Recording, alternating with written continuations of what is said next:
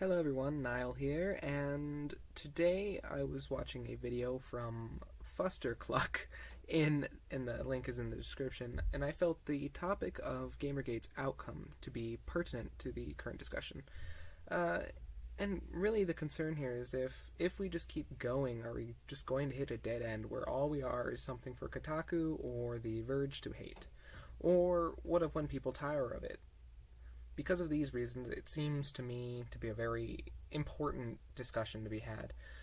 What began as a response to Quinn's ex-boyfriend has become something so much more. Game Journalist Pro was discovered, people continued to defame gamers, and people have made their entire online presence about this topic.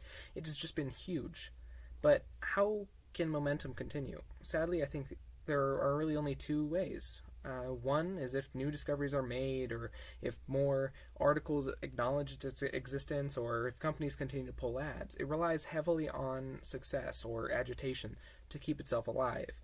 Based alone on past examples, I can't help but think Gamergate is in a questionable position. But I currently hold to two possible outcomes. One is, as I stated, it'll continue as it has been. More will be uncovered, more controversies will be brought in, and the current voices will continue to speak. And the media will react and fuel the talks, or it will remain silent and fuel the anger. But option two, to me, seems very possible. And this option is, it'll ultimately fall flat, but not all would be lost here. And I like to pull historical examples for everything. So, well, in 1884, there was a coup d'etat called the Kapsing coup in Chosun, Korea. Several attempts at Several attempts at modernization occurred, but were ultimately stopped by Neo-Confucian conservatives, mostly scholars who felt that their job was in jeopardy if Western values and factory workers and all these other jobs came to be. They saw no values in Western ideas, and Confucian ideas are not going to be as important if it was all about these new Westerners coming in. These reformers wanted to modernize like Japan had done and remove the social class restrictions, and the coup ultimately was destroyed by the Qing Chinese in 1885, but not all was lost. It planted the seeds for future reforms and modernization attempts. Now, sure, I may just want to talk about Korea, but there is a comparison to be made.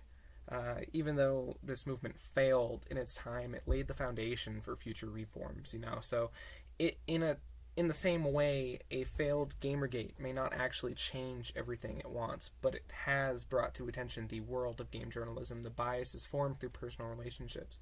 A failed venture to attain those grand changes won't mean it failed.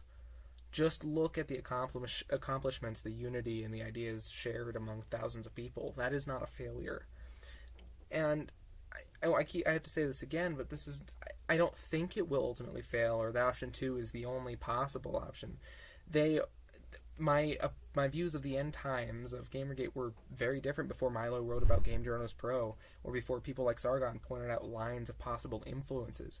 They are open to future changes depending on what we uncover and do next. Don't lose hope for the movement. Just know that plenty of accomplishments have been made in just a few months' time, and that wherever we go won't erase them or ruin the soil for future movements.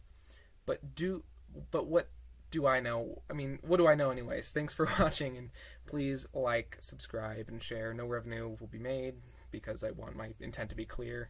I don't want to just form a Patreon and take money from everybody. So yeah, talk to you next time.